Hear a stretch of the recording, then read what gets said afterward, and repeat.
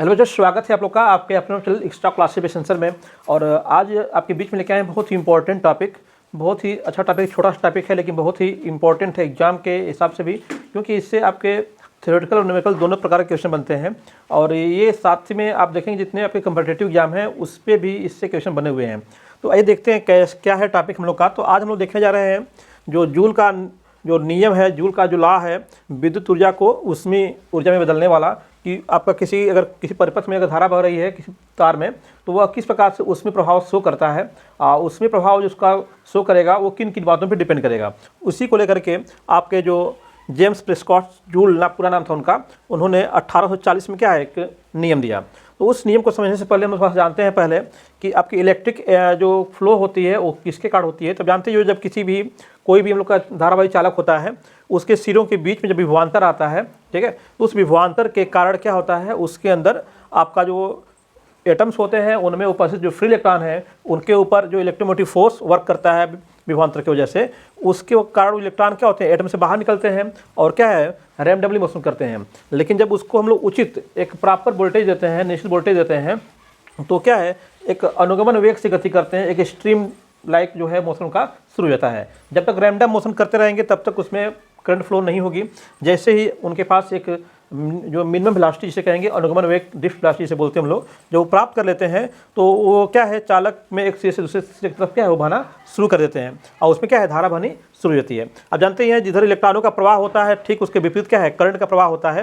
यहाँ पे देखिए, यहाँ पे EMF है, जो बैटरी या फिर जो भी इलेक्ट्रिक स्रोत आपने लगाया हुआ है, वोल्टेज स्रोत लगाया है, उसका जो कुल वोल्टेज होता है ये चालक तार से लेकर के सेल के अंदर तक जो वो वोल्टेज लगाता है उसको बोलते हैं इलेक्ट्रोमोटिव फोर्स बोलते हैं। लेकिन जब चालक के किसी दो सिरों के बीच में चाहे दो बिंदुओं के बीच में अगर हम लोग देखते हैं वोल्टेज, तो उसको बोलते हैं विभव। क्या बोलते हैं? विभव बोलते हैं। यहाँ पे आपका एक सिरे का विभव क्या V1, एक क्या है V2 है। यहाँ पे जो पोटेंशियल डिफरेंस दोनों के बीच में होने की वजह से आपका एटम के अंदर से इलेक्ट्रॉन निकल गए हैं और क्या है वो फ्रीली मूव कर रहे हैं और उनको ड्रिफ्ट वेलोसिटी मिल रही है, एक करंट फ्लो में क्या वो बह रहे हैं एक निश्चित वेग से, ठीक है, जिसके कारण इसमें क्या है धारा बह रही है उसके अपोजिट डायरेक्शन में। तो ये तो करंट फ्लो की बात हो गई हम लोग की। अब उसमें बात करते हैं इलेक्ट्रिक एनर्जी की बात करते हैं। विद्युत ऊर्जा क्या चीज़ होती है और विद्युत ऊष्मा के बारे में जान ले पहले हम लोग, तब हम लोग देखते हैं जूल का नियम क्या है इसके बारे में, ठीक है।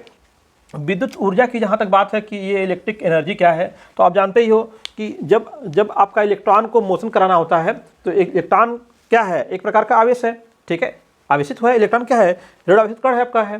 तो उस ऋण आवेशित कण को मोशन कराने के लिए अपने आप तो मोशन करेगा नहीं, उसको मोशन कराने के लिए क्या हम लोग उसके ऊपर किसी प्रकार का फोर्स लगाते हैं। तो फोर्स कहाँ से? इस बैटरी से मिलता है हम लोग को, जो एनर्जी का स्रोत हम लगाए इसके अंदर, उस स्रोत से उस सोर्स से क्या है उसको एनर्जी मिलती है, उसके ऊपर फोर्स लगता है और वही फोर्स क्या उसको मोशन कराता है। दैट मीन्स हमें अगर इसके अंदर उपस्थित आवेश को, जो आवेश Q अगर है इसके अंदर, उस आवेश को फ्लो कराना है, ठीक है। यहाँ पे Q क्यों लिया? आप इलेक्ट्रॉन कर सकते हो इलेक्ट्रॉन को मूव कराने के लिए, लेकिन हमारे चालक के अंदर क्या है बहुत सारे इलेक्ट्रॉन होंगे, तो उन सभी इलेक्ट्रॉनों को मोशन कराना है। तो उन सभी इलेक्ट्रॉनों को जब ऐड करेंगे तो एक हम लोग को क्या मिलेगा Q आवेश मिलेगा, उनका नेट जो चार्ज होगा वो चार्ज Q मिल जाएगा हम लोग को।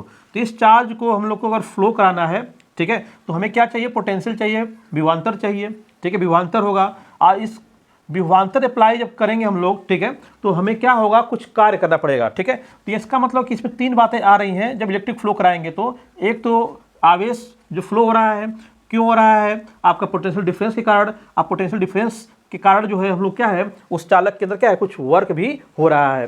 तो उसी कार्य को हम लोग कहते हैं क्या चीज़? विद्युत ऊर्जा। तो इसका जो डिफिनेशन सिंपल सा है W = V × Q होता है फार्मूला इसका, V × Q।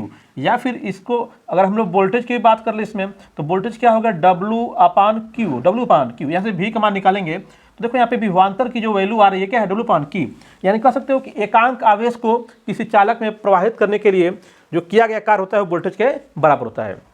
दैट मीन्स हमें जब भी आवेश को फ्लो कराना होगा वोल्टेज लगाएंगे तो क्या होगा कुछ कार्य होगा। कार्य क्यों होगा?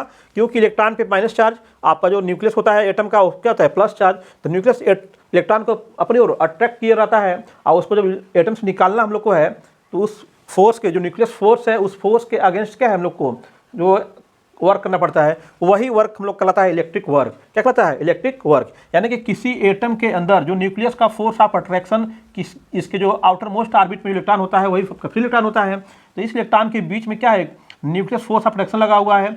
इस फोर्स के अगेंस्ट क्या है, हम लोग को वोल्टेज लगा करके, या फिर जिसे आप EMF कहते हो, इलेक्ट्रोमोटिव फोर्स, ठीक है, वोल्टेज लगाया इस फोर्स के अगेंस्ट, तब क्या है इलेक्ट्रॉन यहाँ से बाहर निकल के आया और उसने क्या किया, मूव किया आपकी चालक तार के अंदर और धारा बही। तो इस फोर्स के अगेंस्ट क्या किया हम लोगों ने, वर्क किया। क्या किया, वर्क किया, ठीक है। उसी वर्क को बोलते हैं इलेक्ट्रिकल वर्क बोलते हैं, विद्युत ऊर्जा बोलते हैं। यानी विद्युत ऊर्जा का फार्मूला आपके पास हो गया W = V × Q हो गया, V × Q, ठीक है। अब तो ये विद्युत ऊर्जा आपको समझ में आ गया। विद्युत ऊर्जा क्या है, एकांक आवेश को, है ना, एकांक आवेश को प्रभावित करने के लिए जो लगाया गया वोल्टेज होता है, वही क्या होता है, उसमें किए गए कार्य के बराबर होता है, जिसे बोलते हैं विद्युत ऊर्जा बोलते हैं, ठीक है ना। एकांक आवेश को, ठीक है, एकांक आवेश को फ्लो कराने के लिए, प्रवाहित कराने के लिए, है ना, एकांक आवेश को प्रवाहित करने के लिए जितना वोल्टेज हम लोग अप्लाई करते हैं किसी चालक तार के सिरों के बीच में, ठीक है, वो क्या होता है, उसको बहाने में किए गए कार्य के बराबर होता है, ठीक है ना। या फिर यहाँ से बोलोगे एकांक आवेश को प्रवाहित करने के लिए लगाया गया वोल्टेज क्या है, कार्य के बराबर होता है। बात वही है, ठीक। तो ये आपका विद्युत ऊर्जा हो गया। अब बात करते हैं किसकी, विद्युत ऊष्मा की बात करते हैं। आपकी इलेक्ट्रिक हीट क्या है, एक्चुअली हीट क्या है, हीटिंग इफेक्ट कहाँ से आ रहा है, क्योंकि हम लोग जो पढ़ने जा रहे हैं विद्युत ऊर्जा का ऊष्मीय प्रभाव पढ़ने जा रहे हैं, तो हमें विद्युत ऊष्मा के बारे में भी जानना जरूरी है, ठीक है। अब यहाँ पे ऊष्मा कैसे प्रोड्यूस हो रही है, जो हम वर्क कर रहे हैं इलेक्ट्रॉन को मूव कराने के लिए, जब इलेक्ट्रॉन बाहर निकलता है तो उसके ऊपर क्या है, फोर्स ऑफ अट्रैक्शन अभी भी कार्य कर रहा होता है। जब एटम से बाहर भी इलेक्ट्रॉन निकल चुका है, उसके बाद भी क्या है, फोर्स ऑफ अट्रैक्शन लग रहा है। या फिर इसी को दूसरे तरीके से बोले हम लोग, तो इलेक्ट्रॉन जब किसी चालक के बीच में जब मूव करता है, तो वह उसके अंदर उपस्थित जो एटम्स हैं उनसे इंटरेक्शन करता है, या फिर कोलिजन कर सकते हैं कि टक्कर करता है, टक्कर कर रहा है, या फिर इनके बीच में इंटरेक्शन हो रहा है, क्योंकि वोल्टेज इलेक्ट्रॉन को लेके जाना चाहता है, उससे फोर्स लगा रहा है, धक्का दे रहा है, उसको पुश कर रहा है आगे बढ़ाने के लिए। जो आपका पॉजिटिव चार्ज है, वह पॉजिटिव चार्ज उसको अपनी तरफ अट्रैक्ट करने की कोशिश कर रहा है। कहने का मतलब ये इलेक्ट्रॉन हो गया, इसके ऊपर हम लोग क्या लगा दिए हैं, EMF, इलेक्ट्रोमोटिव फोर्स, या फिर जिसे वोल्टेज कर रहे हो आप, वोल्टेज लगा दिया हम लोगों ने, ठीक है। ध्यान दीजिएगा, दोनों में डिफरेंस होता है। इलेक्ट्रोमोटिव फोर्स सेल के लिए देखते हैं हम लोग, ठीक है, और जो वोल्टेज होता है वो चालक के दो सिरों के बीच में जो विभवांतर होता है उसको कहते हैं। तो यहाँ पे इलेक्ट्रोमोटिव फोर्स से ही वोल्टेज हम लोग को मिलता है ना, इसलिए हम लोग का दोनों चीज़ें क्या है, हम लोग इक्विवेलेंट मान के चलते हैं। बट ये दोनों में डिफरेंस होता है, इसका जो वर्क होता है अधिक होता है, इसका वर्क क्या होता है, कम होता है। इससे प्राप्त जो कार्य होगा वो अधिक होगा, इससे प्राप्त कार्य क्या होगा, कम होगा। लेकिन जैसे जैसे सेल वर्क करता है तो इसका वैल्यू क्या है, घटता रहता है, ठीक है। अभी उसके बारे में डिस्कस करेंगे कि इलेक्ट्रोमोटिव फोर्स और वोल्टेज में क्या डिफरेंस है, ठीक है। जो विभवांतर है वोल्टेज है और जो इलेक्ट्रोमोटिव फोर्स है उनमें क्या डिफरेंस है, उसकी चर्चा करेंगे। लेकिन फिलहाल यहाँ पे समझिएगा कि हम लोग का इलेक्ट्रॉन के ऊपर क्या है, इलेक्ट्रोमोटिव फोर्स या फिर वोल्टेज लगा हुआ है, ठीक है। और यहाँ पे क्या है, पॉजिटिव आपका कैटायन यहाँ पे पड़ा हुआ है, ठीक है। इसके रास्ते में यहाँ पे कैटायन पड़े हुए हैं, तो ये कैटायन क्या कर रहे हैं, इसको अपनी ओर अट्रैक्ट कर रहे हैं, इसको अपनी ओर अट्रैक्ट कर रहे हैं, और इस अट्रैक्शन के अगेंस्ट क्या है, वोल्टेज क्या है, वर्क कर रहा है, ठीक है। तो हमारा इनके बीच में जो पॉजिटिव चार्ज कैटायन है, ठीक है, उनके बीच में और इलेक्ट्रॉन के बीच में क्या है, जो इंटरेक्शन हो रहा है, जो कोलिजन हो रहा है, उसी के कारण जो है हीट प्रोड्यूस होती है। क्या होती है, हीट उत्पन्न होती है, ऊष्मा उत्पन्न होती है, ठीक है। उसी को बोलते हैं विद्युत ऊष्मा, विद्युत ऊष्मा। आपने देखा होगा जैसे जो फिलामेंट वाले बल्ब होते हैं, LED बल्ब में नहीं, हम लोग देखेंगे फिलामेंट में साफ दिखाई देगा आपको। यहाँ पे आपका जो दो कापर के वायर आए रहते हैं, ठीक है। इसमें क्या है, आपका टंगस्टन का क्वाइल बना करके उसमें क्या है, लगा दिया गया है, ठीक है। इसका रेजिस्टेंस क्या होता है, हाई होता है। दैट मीन्स रेजिस्टेंस हाई होने का मतलब क्या हो गया कि ये जो पॉजिटिव चार्ज इलेक्ट्रॉन के बीच में जो कोलिजन हो रहा है, इंटरेक्शन हो रहा है, अट्रैक्शन हो रहा है, ठीक है, वही क्या है, एक्चुअली प्रतिरोध है। वही धारा के मार्ग में क्या कर रहा है, अवरोध उत्पन्न कर रहा है, और जो धारा के मार्ग में अवरोध उत्पन्न करता है उसी को बोलते हैं प्रतिरोध। तो इसका प्रतिरोध जब अधिक होता है तो इसमें धारा, जब हम लोग वोल्टेज लगा दिए हैं, इसके बीच में वोल्टेज लगा दिया गया है, वोल्टेज लगा देंगे तो करंट इसके अंदर, यानी कि इलेक्ट्रॉन फ्लो होने चाहिए। इलेक्ट्रॉन फ्लो तो होंगे, कापर और जो कापर का वायर होता है उसका प्रतिरोध कम होता है, यानी कि उसके इलेक्ट्रॉनों और जो कैटायन है उनके बीच में रिपल्सन कम होता है और उनके बीच में कोलिजन कम होता है, जिसकी वजह से क्या है, आसानी से फ्लो कर जाते हैं, तो क्या होते हैं, चालक होते हैं। लेकिन ये जो आपका टंगस्टन का वायर लगा दिया गया इसके अंदर, ठीक है, इसका प्रतिरोध क्या है, अधिक है, उच्च है, जिसकी वजह से कोलिजन क्या हो रहा है, ज़्यादा हो रहा है। जब कोलिजन ज़्यादा होगा, टक्कर ज़्यादा होगी तो ऊर्जा अधिक उत्पन्न होगी, तो वही ऊर्जा क्या है, ऊष्मा के रूप में निकलती है। और वायर उसमें ऊष्मा की वजह से क्या होता है, गर्म हो जाता है और गर्म होकर चमकने लगता है, जिससे उससे क्या निकलता है, हम लोग का प्रकाश निकलता है, लाइट निकलती है और वो उजाला देता है हम लोग को, है ना। तो ये आपका जो हीटिंग इफेक्ट क्यों आया, सिंपल सी बात है, जो आपका कैटायन है और जो आपका इलेक्ट्रॉन है उनके बीच में जो इंटरेक्शन या फिर कोलिजन जिसे हम लोग कहते हैं, इंटरेक्शन कह लीजिए या फिर कोलिजन कहिए, ठीक है, उनकी वजह से क्या हो रहा है, जो वर्क एक्स्ट्रा वर्क हो रहा है उसकी वही वर्क क्या है, एनर्जी के रूप में क्या होता है, बाहर निकलता है, जिसे बोलते हैं विद्युत ऊष्मा। इसको कैपिटल H से शो करते हो आप, हीट, है ना। तो विद्युत ऊष्मा एक्चुअली क्या है, इस कार्य का ही दूसरा रूप है, यानी कि आपका जो W होता है वही होता है हीट। जो कार्य किया गया वहाँ पे जो कार्य हो रहा है वो अंदर आपका इलेक्ट्रॉन और कैटायन के बीच में, ठीक है ना, फ्लोइंग के दौरान, तो उसी वर्क को ही बोलते हैं क्या, उसी वर्क से हीट बनता है। जितना अधिक वर्क होगा उतना अधिक हीट। दैट मीन्स अगर वर्क अधिक होगा तो आपका हीट भी क्या होगी, अधिक होगी। ठीक है, अगर आपका रेजिस्टेंस अधिक होगा तो आपको वर्क क्या है, अधिक करना पड़ेगा, है ना, वर्क भी क्या होगा, अधिक होगा, और आपकी हीट भी क्या होगी, अधिक होगी। यानी कि आपका यहाँ पे दिखाई दे रहा है आपको कि हीटिंग इफेक्ट क्या है, किए गए कार्य पे डिपेंड कर रही है। किया गया कार्य जो है आपका किस पे डिपेंड कर रहा है, रेजिस्टेंस पे डिपेंड कर रहा है। ठीक है, अब उसके अलावा जो है आप देख सकते हो कि यह आर किसकी वजह से आ रहा है, जब तक करंट फ्लो नहीं होगी तब तक आएगा नहीं। ठीक है ना, तो इसके अंदर आई भी आना चाहिए। ठीक है, आई भी आना चाहिए, और जब आवेश बह रहा है तो आवेश प्रवाह की दर को धारा कहते हैं, तो इसके अंदर क्या है, समय भी आना चाहिए। तो हम लोग को यहाँ पे देखना है, अगर हमें ये मालूम चल जाए कि W किन किन चीज़ों पर निर्भर करता है तो हम आसानी से बता लेंगे कि आपका जो हीटिंग इफेक्ट है वो भी किन किन चीज़ों पर डिपेंड करता है। जिन जिन चीज़ों पर W डिपेंड करेगा उन्हीं चीज़ों पर क्या है, हीट भी क्या है, जो उसमें विद्युत ऊष्मा है वो भी क्या है, डिपेंड करेगी। तो इसी रिलेशन को बताने के लिए जूल ने अपना एक क्या दिया, नियम दिया। तो आइए पहले हम लोग कार्य जो है, जो विद्युत ऊर्जा है, जो कार्य हो रहा है उस कार्य को समझते हैं। उसके बाद हम लोग बिल्कुल जूल्स लॉ को बिल्कुल हमें कुछ करना नहीं पड़ेगा, अपने आप डिराइव हो जाएगा इस कार्य वाले फार्मूले से ही। तो यहाँ पे आप देख रहे हो W इक्वल टू क्या है, V इंटू क्यू है। आपको अच्छे से पता है कि V equal to I R होता है, किसके नियम से, ओम के नियम से, जो आपका ओम का नियम होता है। ठीक है, ओम का नियम, ओम के नियम से आप जानते हो कि V equal to I R. और धारा की परिभाषा अगर आप बात करें तो I बराबर क्या होता है, Q बाई टी। एकांक समय में किसी चालक में प्रवाहित होने वाले जो आवेश होते हैं वो क्या होते हैं, उसी को बोलते हैं विद्युत धारा। आवेश प्रवाह की दर को विद्युत धारा कहते हैं, परिभाषा आपने पढ़ रखा है। तो यहाँ से अगर आप Q का मान निकालोगे तो Q इक्वल टू क्या होगा, I इंटू टी हो जाएगा। तो अगर इस फॉर्म ये जो Q की वैल्यू है और ये जो V की वैल्यू है अगर हम यहाँ पे रखें यहाँ पे, तो आपका W इक्वल टू क्या हो जाएगा बताइए। ठीक है, V की जगह पे क्या रखोगे आप, I इंटू आर रखोगे, और Q की जगह पे क्या रखोगे आप, ठीक है, I इंटू टी रखोगे। तो देख रहे हो यहाँ पे ना, ठीक है, I इंटू आई क्या होगा, आई स्क्वायर हो जाएगा, आर और ये क्या हो गया, टी हो गया। इसका मतलब यहाँ से क्या हम लोग निकालें, जो इलेक्ट्रिकल वर्क है वो किस पे डिपेंड कर रहा है। आप देखो यहाँ पे ध्यान से, W proportional to I square है ना, मैंने धारा जो प्रवाहित हो रही है चालक में उसके वर्क के समानुपाती होती है। वैसे ही आपका W फिर क्या है, प्रोपोर्शनल टू आर, जो चालक का प्रतिरोध है उस पर डिपेंड कर रहा है। चालक का प्रतिरोध बढ़ाएंगे तो वर्क क्या है, अधिक करना पड़ेगा हम लोग को।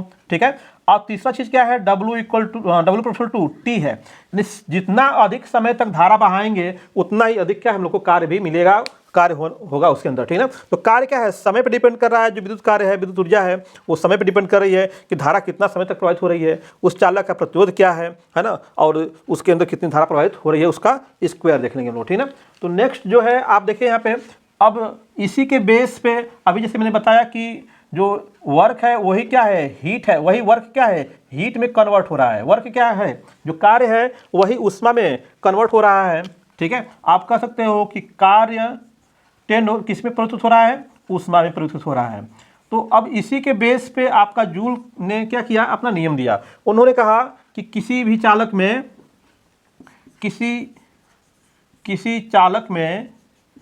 चालक में यदि I धारा T समय के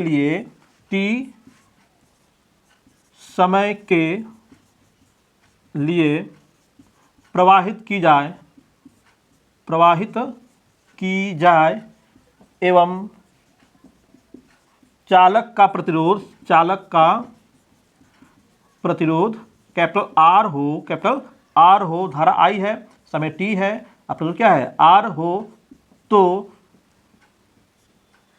उत्पन्न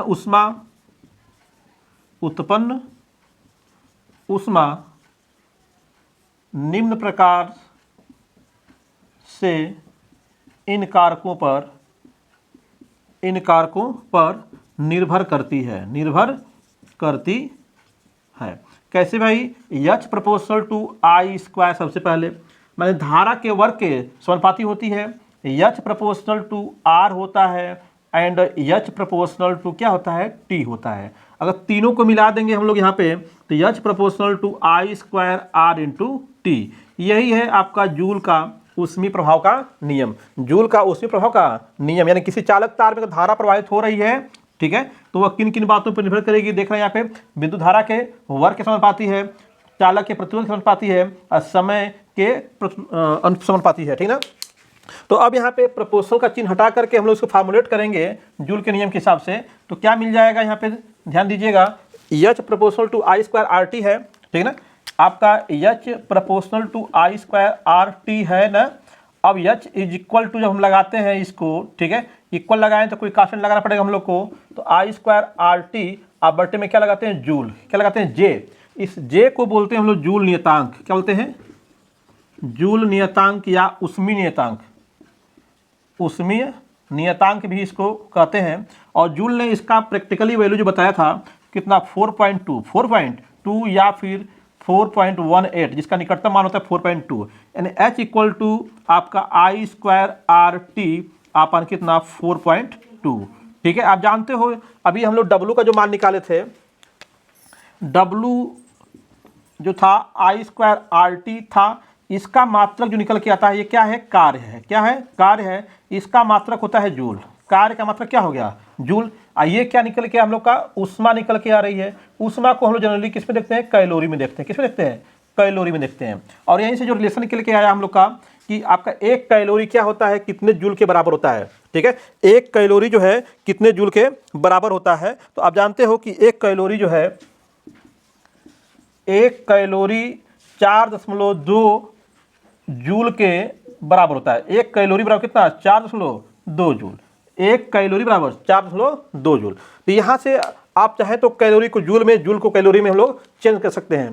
तो इस पर हम लोग का न्यूमेरिकल भी बनते हैं। उस न्यूमेरिकल में आपको कोई चालक दे देगा, उसका वोल्टेज, धारा, समय दे देगा, और उसका जो उससे उत्पन्न होने वाली ऊष्मा होगी उसको हम लोग को पूछेगा कि वह ऊष्मा कैलोरी में या जूल में पूछ सकता है। तो अगर जूल में पूछेगा तो सिंपल सा फार्मूला हम लोग का है, W निकाल देंगे तो क्या हो जाएगा, जूल में हो जाएगा। क्योंकि आप जानते हो H बराबर क्या होता है, W होता है कब, जब दोनों ही क्या हो, जूल में हो, तब दोनों ही क्या हो, जब ऊष्मा को भी जूल में देखा गया, कार्य को भी क्या है, जूल में देखा गया, दोनों बराबर होते हैं।